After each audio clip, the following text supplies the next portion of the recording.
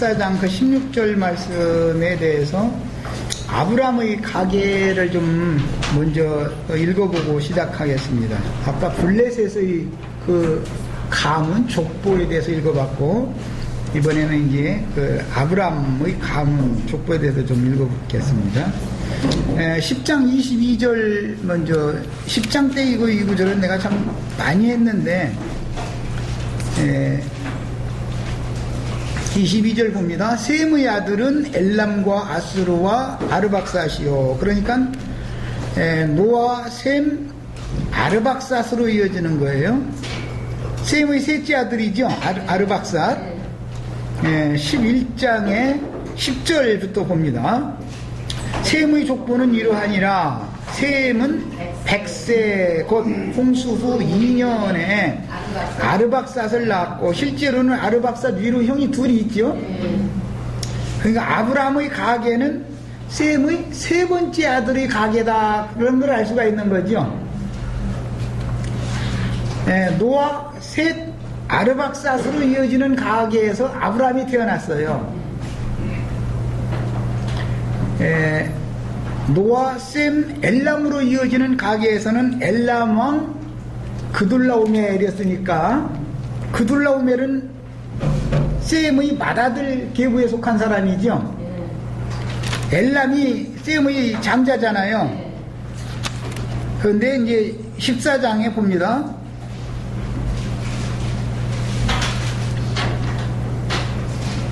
당시의 신할왕 아무라벨과 14장 1절 엘라살왕 아리옥과 엘람왕 그둘라오멜, 이 그둘라오멜이라는 사람은 셈의 육적 장자 계보의 후손이다 라는 것을 알 수가 있죠. 지금 이제 내가 여러 사람들의 이렇게 족보를 이렇게 중요하게 난 여기서 이게 족보를 강조해서 가르치는데, 모든 것은 생명의 근원이 중요하기 때문에 이걸 강조해서 가르치는 거예요. 다루는 거예요. 블레셋, 아말렉이 나오면 그들의 조상이 어떤 계보에서 나왔나를 알아야 되는 거거든요. 그런 것처럼 아브라함의 자손들도 어떤 계보에서 나왔나가 중요하다. 예를 들어서 블레셋을, 아말렉을 그 가라지의 이제 간중으로 말할 때는 블레셋과 아말렉을 이제 성경에서는 암시적으로 이렇게 말하는데, 언제나 이 둘은 짝이다. 블레셋이 가는 곳은 아말렉이 꼭 있어요. 아말렉이 가는 곳은 블레셋이 꼭 있어요. 그 이제 그게 혈과 육은 짝이기 때문에 그럴 수밖에 없는 거죠. 당연한 것이죠. 이런 것들은 모두 천연적인 옛사람의 생명이 할례를 받지 못하게 하는 것은 육신에 있는 자이기 때문에, 할례를 받지 못한 천연적인 옛사람으로서 할례를 받지 못했는데 예수를 여전히 잘 믿어. 그런 사람들은 롯의 가계에 속한 사람으로 창세기 14장에서는 상징이 되어졌고, 이스라엘 나라가 세워졌을 때는 사울왕으로 나타난단 말이에요. 그러니까 이제 롯이나 사울 왕으로 이게 나타나는 사람들은 가라지의 족보냐, 그렇지가 않다는 것을 알아야 된다 이거야. 가라지가 아니다. 이거는 아말렉이나 블레셋 족과는 근본적으로 생명 자체가 다른 거죠. 이걸 알아야 돼요. 가라지는 생명의 씨 자체가 전혀 다른 씨의 속물, 다른 아비가 다른 거예요. 아비가 씨가 다른 거예요. 똑같이 아브라함의 자손임에도 불구하고 나눠지는 얘기와 아브라함의 자손이 아닌 자의 얘기는 전혀 다른 얘기다 이 말이에요. 지금 성경을 나눌 때, 성경 읽을 때는 이런 기본 어떤 원칙을 알아야 거룩한 성에 들어가는 권세를 얻은 자들과 성 밖에 있을 자들과 꺼지지 않는 불못에 들어갈 자들이라고 하는 것이 왜 나눠지는지, 바다에 거하는 자들과 땅에 거하는 자들과 하늘에 거하는 자들이라는 것이 왜 나눠지는지를 알아야 된단 말이야. 이게 이것은 개인적으로도 우리가 영이 있고 혼이 있고 몸이 있기 때문에 당연히 세 부류로 나눠질 수밖에 없는 거예요. 이거는 영적인 신앙인, 혼적인 신앙인, 육적인 신앙인이 당연히 이건 완전히 육신에 있는 이제 이런 사람들이 나눠지는 거죠. 이거는 성경은 암암리에 이처럼 모든 성경에서 구속사를 말할 때는 생명을 다루기 때문에 그 생명을 유전시킨 아비가 누구냐부터 따지는 거예요. 성경이라는 것을 제일 중요하게 하는 거예요. 예수 그리스도의 아버지와 유대교 지도자들의 아버지와 또 선지자들, 유대인들이었지만 구약 백성들이었지만 선지자들의 노선에 있는 사람들의 아버지는 다르다는 걸 알아야 된단 말이에요. 다른 거예요. 아브라함도 선지자지요. 그러니까는 사로잡혔던 자를 다시 사로잡아 온 것은 하나님의 말씀을 전파를 하는 제사장 직분과 연계를 당연히 하는 거예요. 아브라함이 선지자거든요, 그때 당시. 자,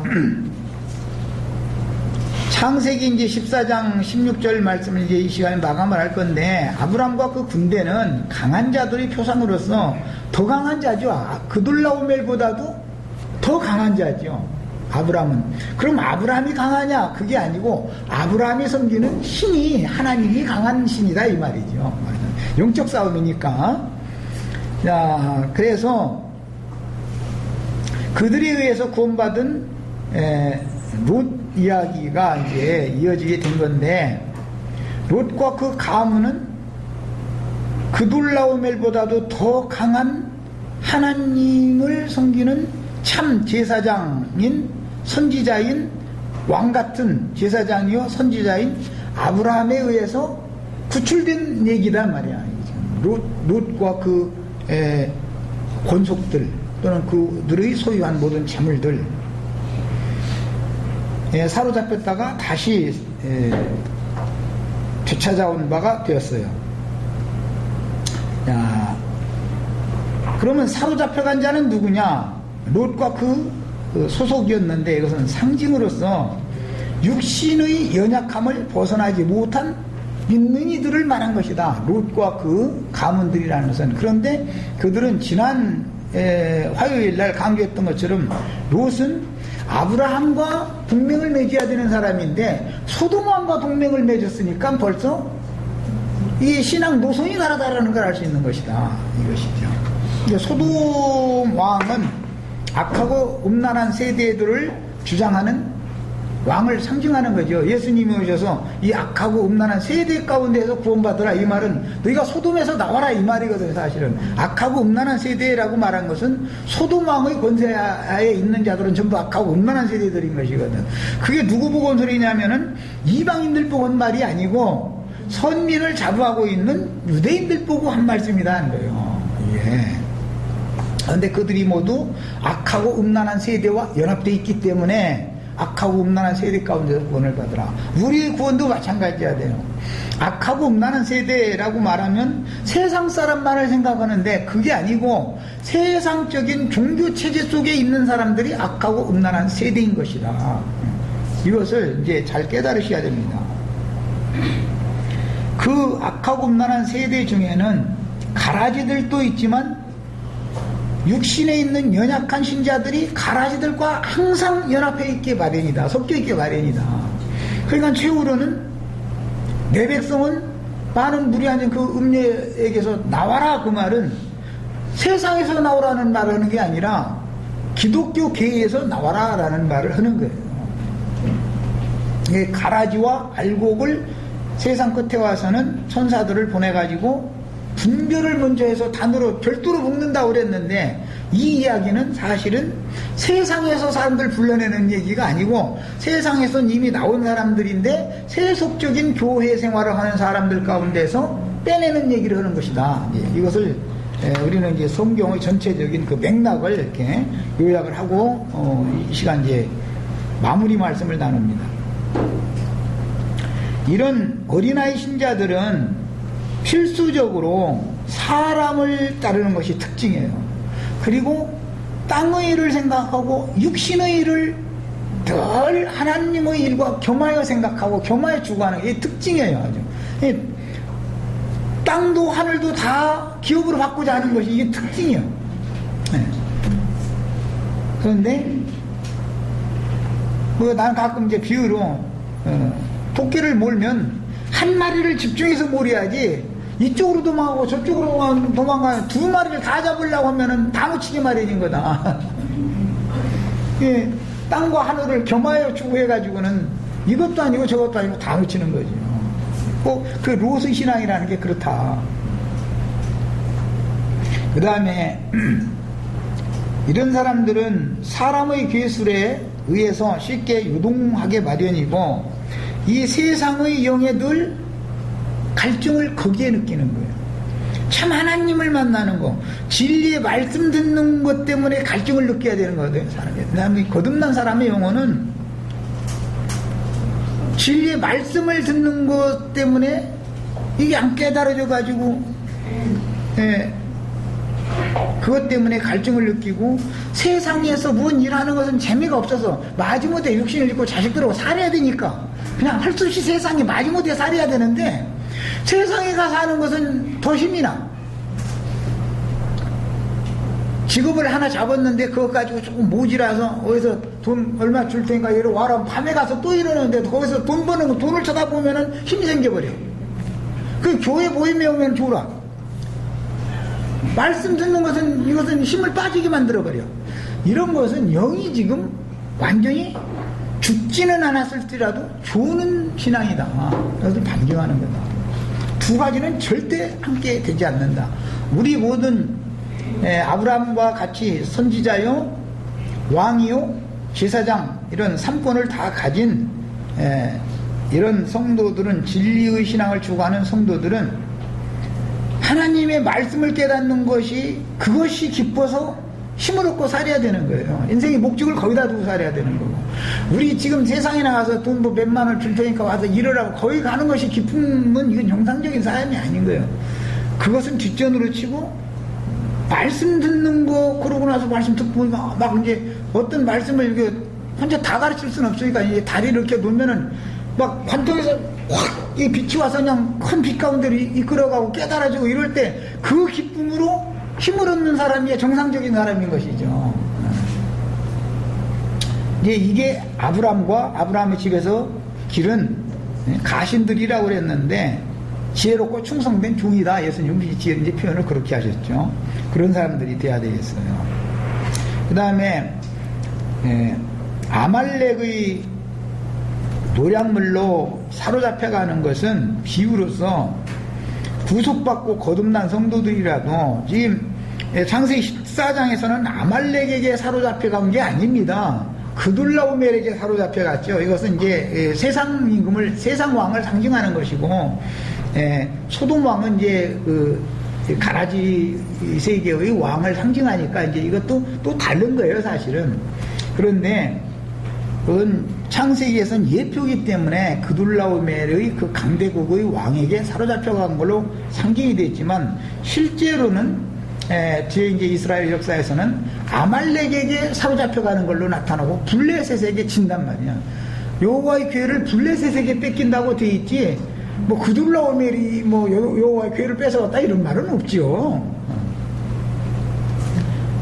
여호와의 괴를 뺏긴다는 것은 하나님의 언약과 하나님의 말씀과 하나님의 모든 어떠하심, 하나님의 간증을 잃는다라는 말이니까 신앙 양심이 무뎌지고 화인 맞게 된다. 이제 그런 말과 같은 뜻인데 죽은 신앙이 되는 거다. 이제 그런 말인 건데 우리 속에 여호와의 괴이신 그리스도의 진리의 영이 우리 속에 있어야 되고 내가 여호와의 그 괴 속에 있는 모든 그 항목들을 내 속에 간직한 괴짝이 내 자신이어야 되는 것이죠. 법궤라는 것이. 그래야 하나님을 모신 사람이 되는 거니까.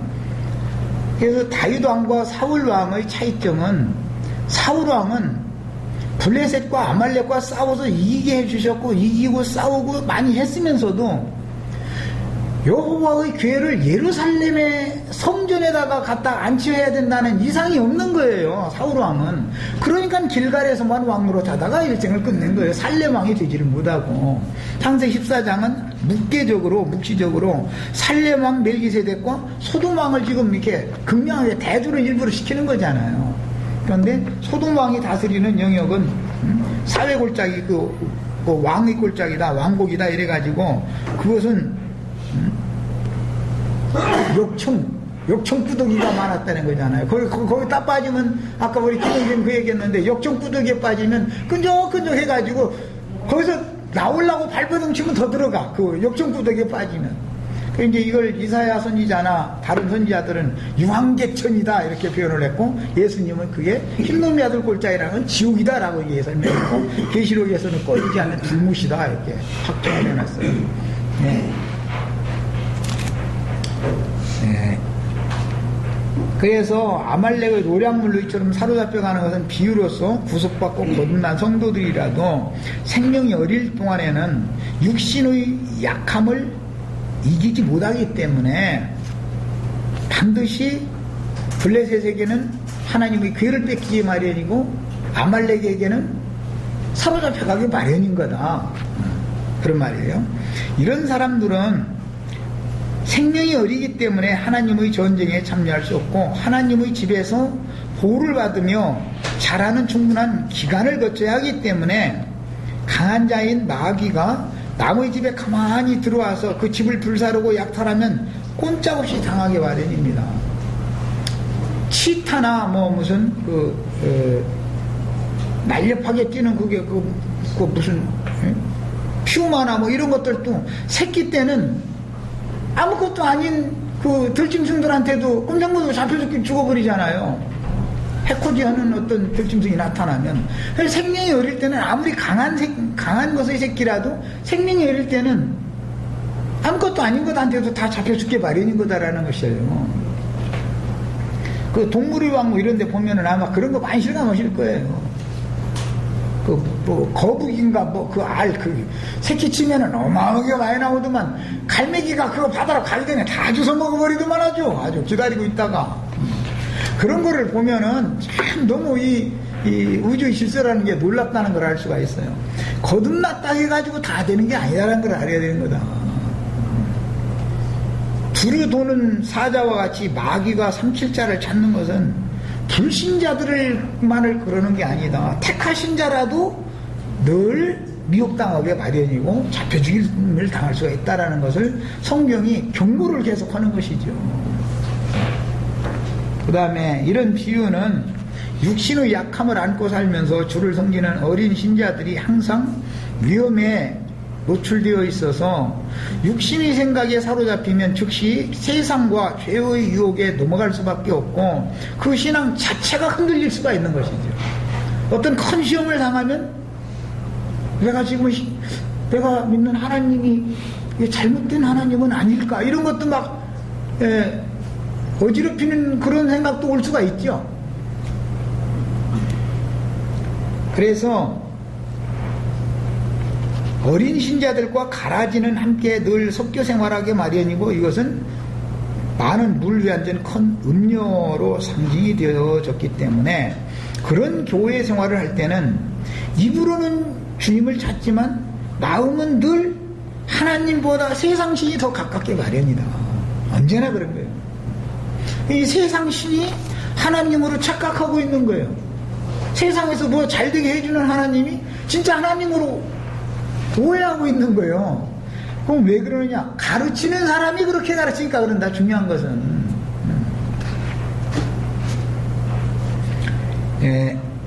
마태복음 이제 12장 18절로 32절 말씀은 다 아시니까 거기 보면은 주님께서 하나님의 성령을 힘입어서 바리새인들이 체계 속에 갇혀있는 사람들 중에 각색 병에 걸린 사람들을 고쳐줬어요. 그러니까 바리새인들이 하는 말이 예수님 보고 귀신의 왕을 힘입지 않고는 이런 이적 기사를 행할 수 없다 이러고 비방을 하고 나오는 거예요. 그러니까 야, 그러면 너희는 누구를 힘입어서 너희도 귀신 쫓아낸다고 그랬었는데 누구를 힘입어서 귀신 쫓아내냐? 야, 내가 귀신의 왕을 힘입어 귀신을 쫓아낸다면 귀신이 귀신 쫓아내면 그 나라가 어떻게 쓰냐? 응? 내가 쫓아내는 귀신의 나라와 내 나라는 다르다는 것인데 지금 그걸 이제 설명을 하셨어요. 그걸 보면은 결국은 귀신의 나라도 사람들 속에 있었던 것이고 주님의 나라도 귀신의 나라가 귀신들이 쫓겨나가면 하나님의 나라가 그 속에 임하는 나라니까 마귀 나라도 주님 나라도 사람 속에 있는 것을만 하는 것이지, 죽어서 천당이라는 데를 가고 뭐 죽어서 지옥이라는 어떤 장소에서 거기를 가고 그 얘기가 지금 아니죠. 이미 귀신의 나라가, 바리새인들의 세계 속에는 귀신의 나라가 이미 있는 거다 이거요. 예? 그들이 체계 속에 갇혀 있는 것이 귀신의 왕국에 사로잡혀 있는 사람들이다 이거요. 그 사람들 예수님이 불러내가지고 자유를 주려고, 귀신의 왕국에 사로잡혀 있는 사람들을 건져내서 영적인 자유를 줘서 해방시켜 주려고 예수님이 오신 것이다 이 말이에요. 예, 예수님의 나라는 자유의 나라고 귀신의 나라는 속박받는 나라인 건데, 말하자면, 야, 귀신에 속박받는다 그러면은 귀신이 막 어디에 막 있어가지고 누구요? 귀신 노는 김기둥이 오고 이초석이 뭐 이런 사람들 만나보면, 사람 이렇게 보면 그 사람 귀신 7마리 들었더만, 그 사람 10마리 붙었더만 이랬었고, 그래서 그런 거 보면 사람들이 또 그 말을 너무 진리라고 알고서 그냥 많은 사람이 모이는 거예요. 우리 딸내 동네 가보면 이초석 예배당 어마어마하게 지어놨어요. 지금 아주 그 신도림동에 아주, 신도림역 앞에는 아주 이초석이가 판쳐 조용기 목사 예배당만큼이나 커. 그렇게 지금은 조용기 목사 예배당도 아니지만은,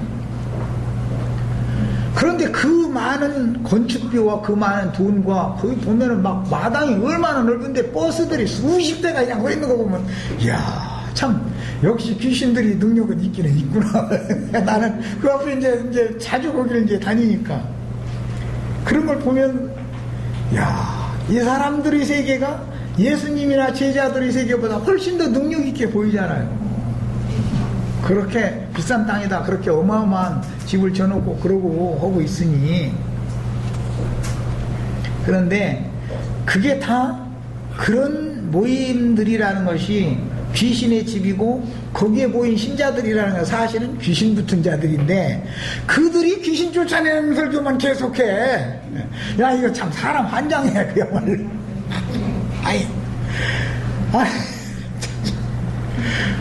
그 두 사람이 유명하지요. 김기동이 베리아 귀신 논하고 이초석이 또 귀신 쫓아내는 거 아주 유명하죠. 그런데 저희 예배당이 그게 귀신의 집이라는 생각을 꿈에도 하지 않고, 그 예배당에 모이는 사람들이 다 귀신 붙은 사람들인데 그걸 반대로 이렇게 해석하는 것이 예수님 때 바리새인들의 사상과 뭐가 다르냐 이거요. 똑같은 거지. 이처럼 그때 이제 주님의 말씀에는 사람이 먼저 강한 자를 결박하지 않고야 어떻게 그 강한 자의 집에 들어가서 그 세간을 강탈하겠느냐 이렇게 이제 말씀하셨는데, 그 앞에 보면은 눈 멀고 벙어리 돼가지고 말 너드러게 하고 이제 하는 게 병신들이 회당에 있어가지고 그거 고쳐졌다는 거잖아요. 소경도 눈 뜨게 해주고, 네? 귀도 열리고 말 벽게 해주고 이제 이렇게 고쳐졌다는 얘기가 나오죠. 그게 말하자면은 귀신 쫓아내준 것이죠.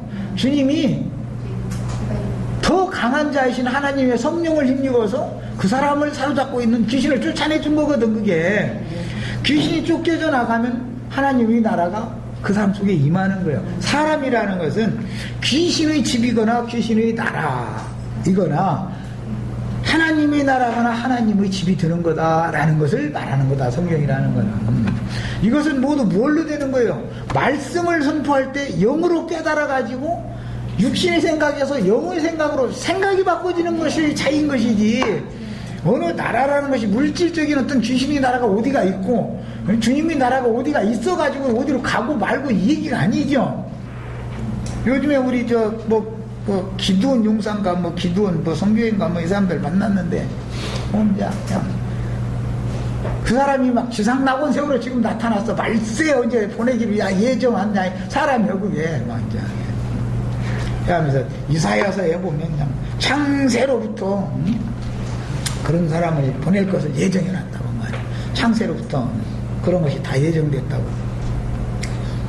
나는 이렇게 해도 알아듣고 저렇게 해도 알아듣고 그럼 그가 누구냐고 그랬더니 답변을 하고 그냥 글을 삭제해버려가지고 화가 나가지고 나는 이미 그거 다 삭제하리라는 거 다 알고 이미 다 복사 딱 해다가 우리 거기다 올려놔두고 이제 하고 있는 나는 그래서 뭐 영적 싸움할 때는 미리 딱 복사부터면 하는 그래서 근거를 남겨둬야 나중에 너희가 이렇게 했잖아 이 말 너희는 없앴다 해가지고 삭제했다 없어진 게 아니야 이거 다 여기 있어 이러려고 일부러나 그러거든. 그런데 그런 사람들이 사고에는 천국이라는 어떤 장소가 있고 지옥이라는 어떤 장소가 있어서 이 세상에서 좋은 일 많이 하면 천국이라는 데로 가고 이 세상에서 나쁜 일 많이 하면 지옥이라는 데로 간다라는 불교계 사람들이나 라마교 사람들의 그런 그 회교도들의 신앙관이 그대로 유연되고 있죠. 기독교도 그 사람들 불교와 그래도 통하는 것은 왜 그러느냐, 회교와 기독교가 그래도 통하는 것은 왜 그러느냐, 기본적인 사상이 거기에, 신앙이 거기에 있기 때문에 그런 거예요. 세상에서 덕을 쌓고 좋은 일을 많이 하고 하면은 죽은 다음에 설마니 예수님이 예수 안 믿었다고 지옥에는 보내겠어, 그렇게 좋은 데는 못 가더라도 적당한 장소를 보내주겠지, 무슨 이런 이게 그 인본주의적인 사람의 어떤 선한 행위에 의지해서 구원을 얻으려는 사상이 뱀의 사상이거든 이것이. 그냥 이것과 싸운다는 게 쉬운 게 아니단 말이야. 사람이 무슨 선한 행위나 의로운 행위로 하나님의 선이나 하나님의 의에 이를 수가 없다라는 건 기초적인 믿음이 있어야 되는데, 교리적으로는 그렇게 알고 있어도 실제 믿음에 있어서는 그래도 사람이 뭔가 선을 행하고 의로운 일을 많이 하면, 좋은 일을 많이 하면 좋은 데로 가고, 세상 사는데 그렇게 악하게 막 살다가는 지옥 가, 이런 기본 사상이 바꿔지지가 않거든. 기독교인들 복음을 믿는 게 아니라 이 세상 종교적인 용을 다 거기서 벗어나들 않고 있는 거예요.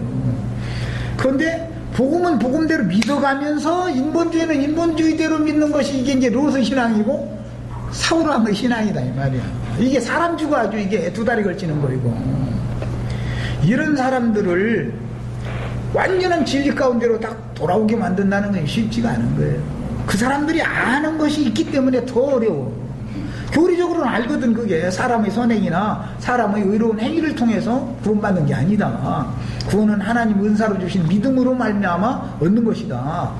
믿음이라는 것은 예수 그리스도 그분이 유일하신 참 하나님인 사실을 알고 영접한 그분을 나의 주와 그리스도로 영접하는 것이다. 이런 것을 교리적으로 우리가 하는 말과 그 사람들 하는 말이 뭐가 달라요? 다 똑같이 다 그렇게 해요. 그러나 아는 것과 믿는 것이 일치가 되지 않는 것이 이게 문제인 것이지요. 그렇게 알면 그렇게 믿어야 되잖아.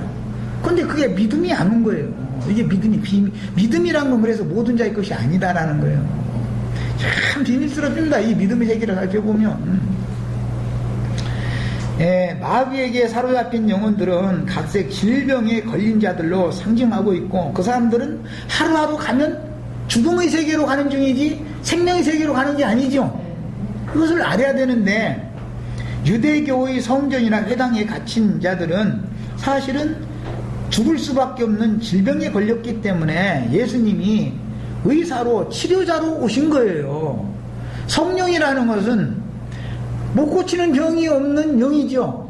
모든 영적 병을 다 고쳐주는 거예요. 그런데 이걸 갖다가 육신의 병 고치는 하나님이 성령을 받으면 신유의 은사를 받는다, 이렇게 갖다 가르쳐 놓으니까 이게 참, 육신에 속한 사람 육신의 일을, 땅의 일을 추구하는 사상, 그런 사상을 갖다 세뇌를 시키면은 안수했더니 병 나섰다, 거기는 엊그제 내가 들은 얘기는 난초 그 화분 하나 받고 나서도 그 큰 예배당 목사가 병 나섰으니까 그 난초 화분이 병 고치는 능력이 있는 거죠. 이런 식이 돼가지고서 있으면서 이런 사람들이 무슨 놈의 영원한 구원을 얻을 수 있는 생명의 구원, 병 고침을 어떻게 받겠냐 이 말이에요. 다 병든 신앙들이지 그게. 그 다음에 그런 사람들이 율법 제도로 자신들의 종교 체제 속에다가 사람들을 불러 모아서 묶어놓고는 풀어주지도 않아. 절대 안 풀어줘요. 어떤 사람을 이제 풀어주는 게 아니라 발로 차지요. 어떤 사람을 발로 차느냐? 돈 안 갖고 와. 그러면 무조건 결국은 보다 절로다. 그래도 끝내 돈을 낼래야 내고는 싶은데 없어서 못 내. 그런데 그건 사정 안 봐줘. 돈도 안 내가면서 말이야.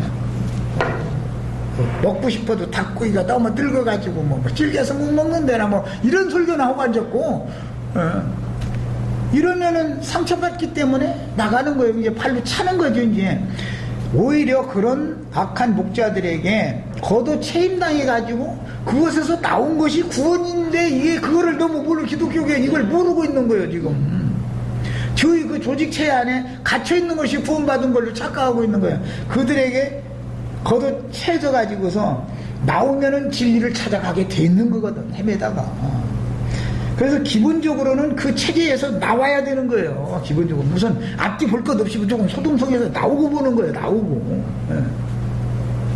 나오면 나오게 하신 주의 천사가 다 인도하게 돼 있어요. 가야 할 곳으로. 이게 믿음 세계죠. 뭐.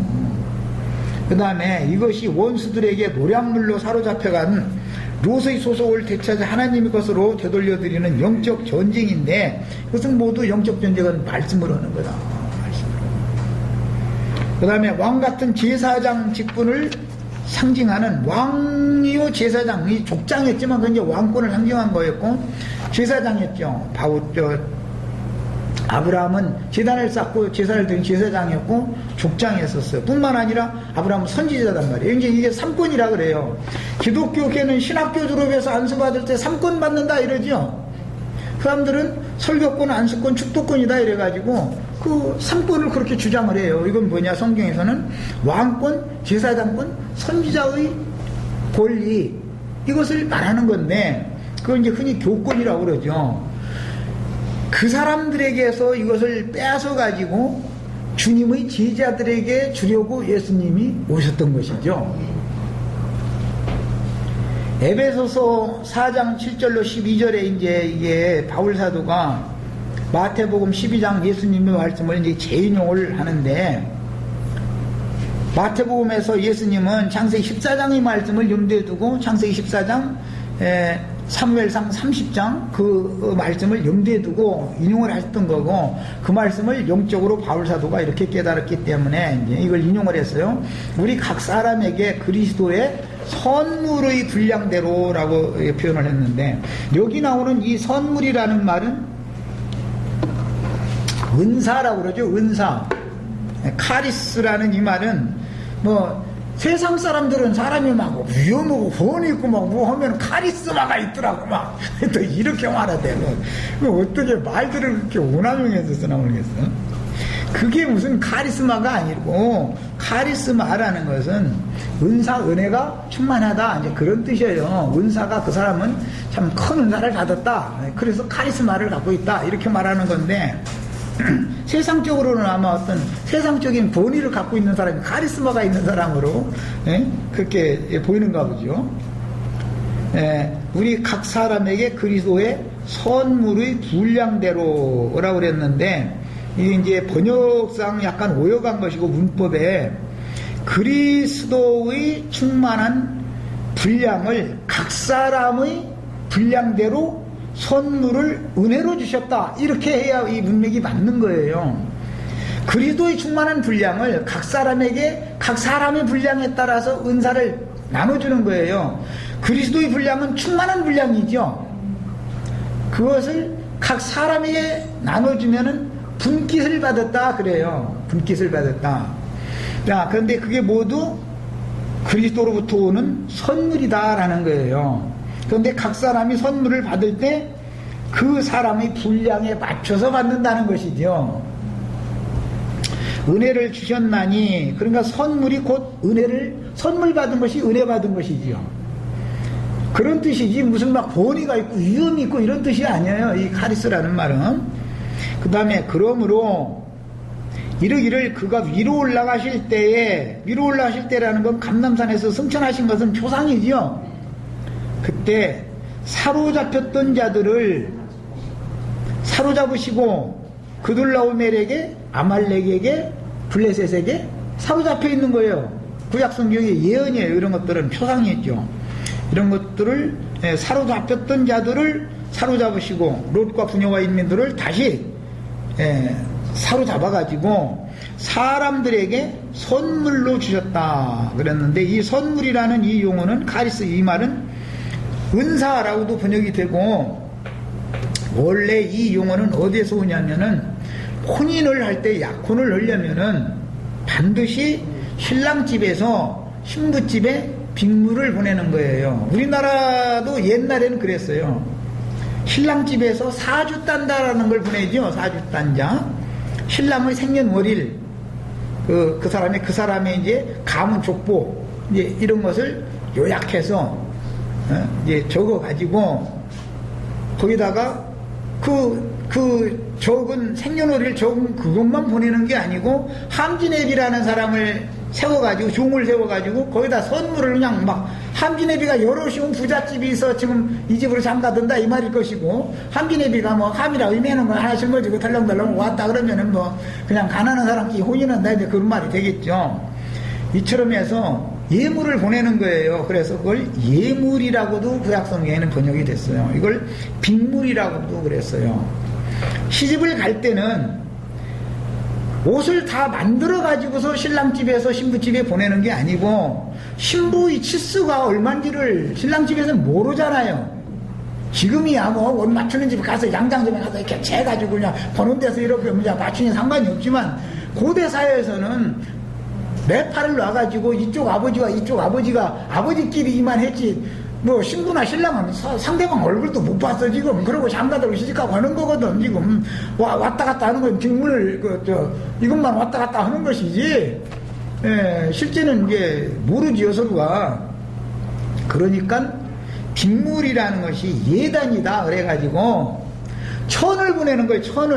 새 천을, 좋은 천을, 비싼 천을, 비단을 보내는 거예요. 그러면 시집 올 때 신부는 아무리 다른 데서 더 좋은 옷이 있어도 그것을 입고 시집 오면은 신랑집을 무시하는 거예요. 시아버지를 무시하는 거예요. 신랑집에서 보낸 그 천으로, 그 예단으로 자기 몸에 딱 맞는 옷을 지어 입고서 시집을 가야 되는 거예요. 그것이 고대 사회의 히브리인들의 생활 관습이요. 그래서 그런 말씀 때문에 신부의 옷이라는 것이 그런 말인 거예요. 그리고 은 드라크마를 잃어먹었는데 온 집안을 다 불을 켜놓고서 그거 찾을 때까지 찾는다는 거잖아요. 까짓 놈의 은전, 그거 우리나라 지금 말하면 10원짜리 동전 하나 잊어먹었다는 게 이 말인데, 드라크마라는 아주 적은 액수의 그 돈 화폐 단위를 말하는 거기 때문에, 까짓 놈의 은전 하나 잊어먹었기로 그거 뭐 새로 말해 그보다 더 가치 있는 100원짜리를 채우면 더 좋을 거 아니야. 그런데 그렇게를 절대 안 넣는 거예요. 못 하는 거예요. 그거는 신랑집에서 예단을 보냄과 동시에 경비에 쓰라고 돈을 보내는 거예요. 그런데 최소한의 경비를 보내는 것이죠. 신랑집에서 보낸 것은 절대 잊어먹으면 안 돼요. 옷도 아무리 좋은 옷감이 있어도 새 옷 뜨다가 신부가 이게 더 마음에 든다, 신부 어머니나 아버지가 시장에 가서 이렇게 보니까 이거 사돈댁에서 보낸 비단보다 자기 눈에 띄는 것이 훨씬 더 좋은 것이 있어요. 그거 딱 잘라다 그 옷 지어 입혀가지고 시집 보내는, 그렇게 하면 그건 그냥 쫓아내버리는 거예요. 혼인이 파혼이 돼버리는 거예요. 왜? 시아버지와 신랑을 무시한 거잖아요. 이게 저기가 부자라고 저기가 잘 산다 해가지고. 그럼 혼인이 안 되는 거죠. 이게 이런 어마어마한 깊은 뜻이 있었던 거예요. 그래서 한 드라크마 잊어먹은 거, 그것 때문에 온 집안이 다 불 켜놓고, 불 켜는 값만 가지고 그거 한 드라크마 딴 걸로 바꾸면 때까지 있는 거고. 그런데도 그걸 결국은 찾는다는 거예요. 쓸면서. 하나님께서 선물로 그리도의 선물을 주셨는데, 이것을 새 옷을 지어 입어가지고 주님께로 시집가는 날 그 새 천으로 하나님이 보낸 예단으로 옷을 지어 입어가지고 가야 되는데, 이게 신부의 옷이라고 하는 거예요. 신부로 단장한다 그래요. 은전을 겸해서 이제 시집 올 때 올라면 먼 거리에 있으면 경비가 많이 들 거 아니야. 그러니까 신랑집에서 경비로 쓰라고 은전을 보냈던 거예요. 그걸 가지고 예물도 맞춰가지고 와야지. 딴 돈 들여서 더 좋은 예물 맞춰가지고 왔다 그러면 그것은 파혼돼 버리는 파혼. 뭔 뜻인지 아셨죠? 하나님께서 예수 그리스도로 말미암아 보내주신 그리스도를 그 그리스도로 옷도 지어 있고 그리스도의 구속에 근거해서 그리스도의 신부로 시집을 가야지. 구속받은 사실도 없고 은전을 잊어먹으면 안 되는 거예요. 구속받은 사실도 없고 옷도 하늘 아버지께서 보낸 예단으로 옷을 지어 입어야 되는데 지멋대로 세상에서 하늘에서 보낸 예단보다 더 좋은 옷감이 있더라 해가지고 그거 꺼내다가 옷 맞춰 입고서 그렇게 해서 옷 맞춰 입으면 뻔하지요. 뭐 이게 저 엉덩이 나올뚱 말뚱하게 해가지고 이렇게 그냥 들어가슴도 겨우 젖꼭지 가리는 이렇게 해가지고 막 멋있게 칠해 입는 거겠지. 뻔한 거지 뭐 그게. 그런데 그것은 하나님의 나라에서는 안 통한다 이 말이에요. 그게 세상의 아름다움이 하나님의 나라의 아름다움과는 안 맞는 거예요. 이게 이런 기본 그 히브리인들의 사상을 알아야 돼요. 신약성경에 무슨 사람들에게 선물을 주셨다. 이 한마디 간단하게 되어 있기 때문에 이게 무슨 뜻인지를 모르면은 이 사람은 구원받은 사람이 아니고 바르게 이 진리를 가르침 받은 사람이 아니에요. 이게 지금 반드시 하늘 아버지께로부터 예수 그리스도를 통해서 선물로 주신 그걸 가지고 하나님의 아들 예수 그리스도께 시집을 가는 거예요. 이렇게 돼 있어요. 이것이 선을 행하는 것이고 의를 행하는 거다. 아까 내가 세상에서 무슨 선을 행하고 의를 행함으로 뭐 좋은 데는 못 가도 그래도 괜찮은 데로는 가겠지 죽은 다음에 이거는 전혀 성경이 말하는 구원과는 상관없는 얘기다라는 설명을 하기 긴 설명을 한 거예요. 사람이 눈으로 볼 때 선하고 의롭게 여기는 것들이 그게 좋은 천이고 더 좋은 은전보다도 더 그 드라크마보다도 더 큰 아마 한 달란트 막 가지고 금전으로 가져가면 뭐가 나쁘겠어. 그런데 그렇게는 않는 거예요. 세상의 부자라고 해서 하나님 나라에서도 부자냐? 그렇지 않은 거예요. 있는 걸 알아야 돼. 하나님의 선과 하나님의 의를 대적하는 자가 되게 하는 것이 종교다 말이야. 롯의 신앙, 사울의 신앙이라는 것이 종교성이다 이 말이야. 그게 하나님의 선, 하나님의 의를 힘써 대적하는 짓인 거예요. 예. 그 다음에 아브람을 따르는 318인의 가신 얘기가 이제 동역자다. 신약에서는 동역자. 아브라함 혼자는 전투생을 못하지요.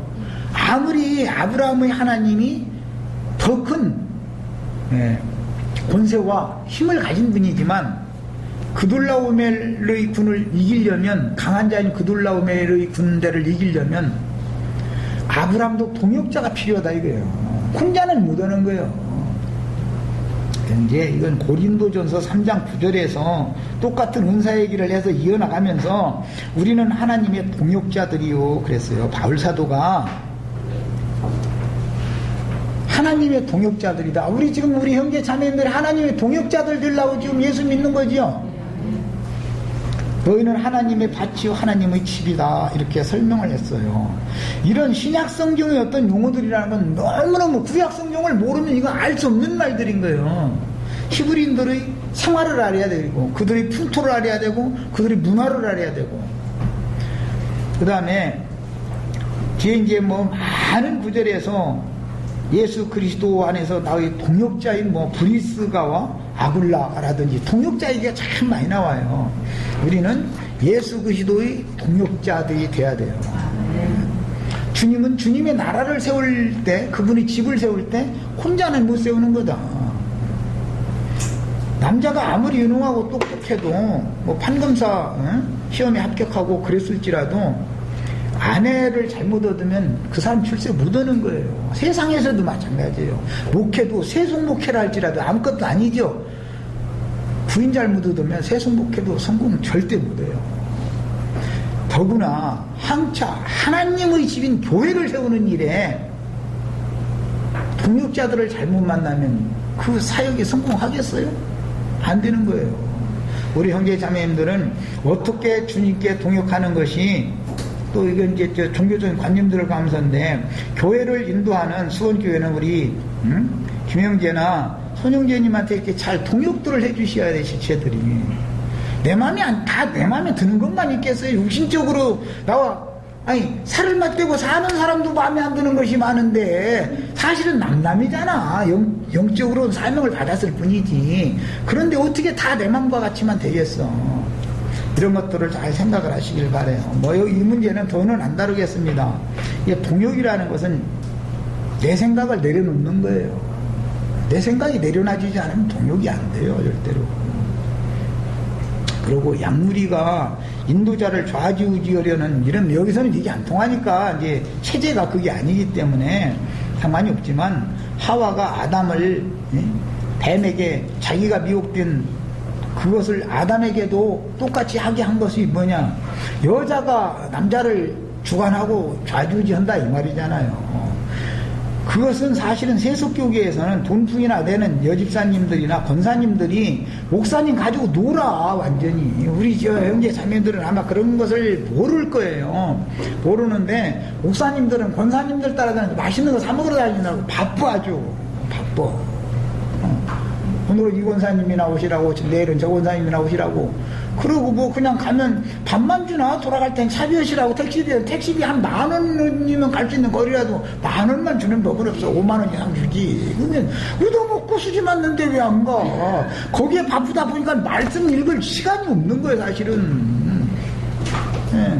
뭐 이게 너무 노골적으로 말하니 모르겠어요. 우리 지체들은 그런 생활을 안 해봐서 잘 모르실 거예요. 그런 식으로 돼서 여자가 남자를 주관하는 이런 신앙생활을 하면 그거는 무조건 그건 살렘 왕이 될 수는 없는 사람들이다라는 걸 아셔야 돼요. 살렘 왕은 아무나 되는 게 아니에요.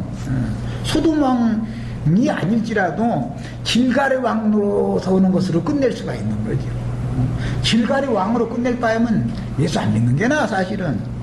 우리들은 길갈의 왕, 그 다음에 소돔 왕, 살렘 왕, 이걸 잘 아셔야 돼. 성경이 말하는 의도를. 그 다음에 가장 중요한 관점은 우선 내 영혼이 이 세상 악신들에게 사로잡혀서 마귀를 위한 노략물이 되어져서 세상 죄들에게 종로로 가고 있지는 않는지, 자신의 영혼의 상태를 먼저 진리의 말씀으로, 이런 말씀을 그냥 창세기 14장 회개하는 그때 이런 전쟁이 있었고 뭐 이러고 넘어가서는 안 되는 얘기다 이거예요. 지금 내 영혼은 지금 이 세상과 세상에 있는 것들을 주장하는 세상신에게 내 영혼이 사로잡혀서 보로 생활하고 있지는 않은지, 이것을 먼저 이런 말씀으로 빛을 받아서 검증받는 게 필요한 것이고, 그런 어리석은 신앙에서 우리는 완전히 아브라함을 돕는 동역자들인 아브라함의 가신들로 상징되어진 이런 이기는 자들로 다 설 수 있도록 주님께서 우리 형제 자매들 다 그 신앙 양심을 지켜주시고 마음의 생각도 지켜주시고 몸의 모든 행위도 다 완전하게 하늘에 속한 것만 추구하고 그것만 바라고 땅의 일을 도모하지 말고